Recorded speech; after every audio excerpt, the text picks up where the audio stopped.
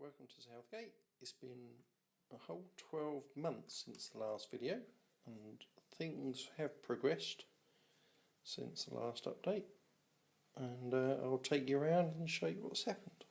Here's the back of the fuel bay and the scenic rake and the trackway round to the back, and you can see the ends of the roads where they used to go up to the wall, and the embankment with some static grass and bushes on.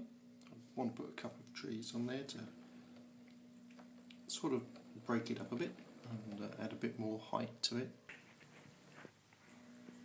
And here we have the fuel decant road, which has now been weathered, and the concrete sort of got artificial cracks in, and the fuel bay, as you can see, the lights on, and the steps that are made, which used to be a set of backman steps that used to go with their porter cabins.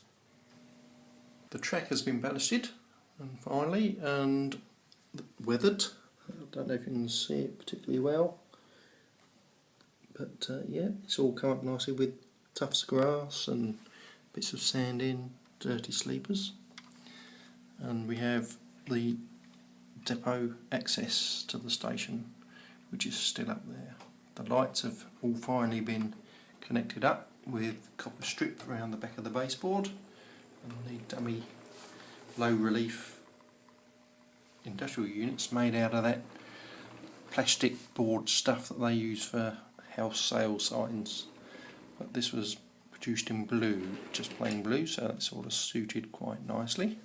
And we also have the LED buffer stop lights, which actually work really well. They just slot in the rails behind the.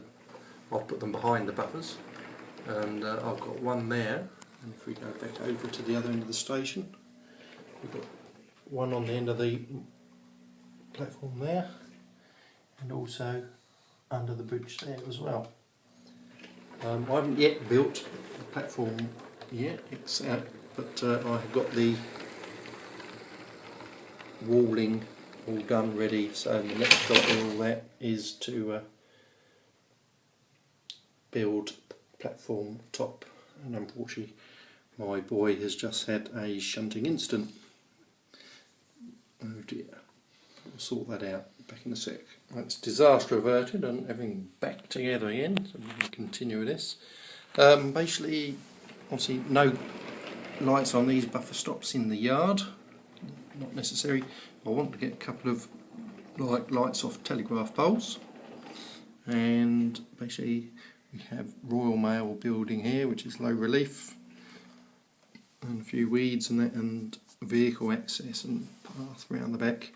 And what I built here, that was the first tree I ever built. I was quite happy with how that's come out. I've done buffer stops there, which used to be the head shunt for the turntable. So as you can see, I've sort of modelled part of a turntable well that's sort of been filled in, but the head shunt has been left. It sort of gives a nice angle of view at the top end of the yard here.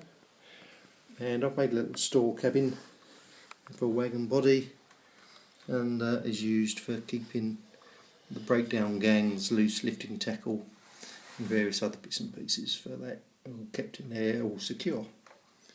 And we got some backman buildings for the lobby. I'm waiting for some shunters lobby to arrive, and for some reason my boy has parked all my collection of buses down here, my Maidstone and District buses and the South Down coach on the depot.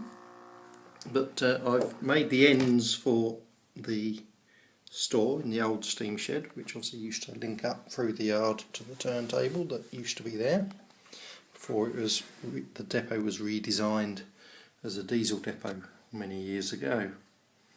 So yeah, that will become the stores, and with everything all painted as well, and some of the walling done around this end obviously here, and down the side of the store shed. But yeah, that's where we got to in the last 12 months. It's not been the fastest, but I've had lots of other things to get on with as well. But the underneath, all the wiring is now all done with the copper tape and soldered up, and basically got to get ready to replace this Bachmann set of controller, the Easy Command. It's been a good little thing, but it doesn't do everything that I want it to do, so we're going to go and try out a couple of different controllers down in Perth. So yep, hopefully this won't be such a long before the next update, but this will do for now. Catch you later.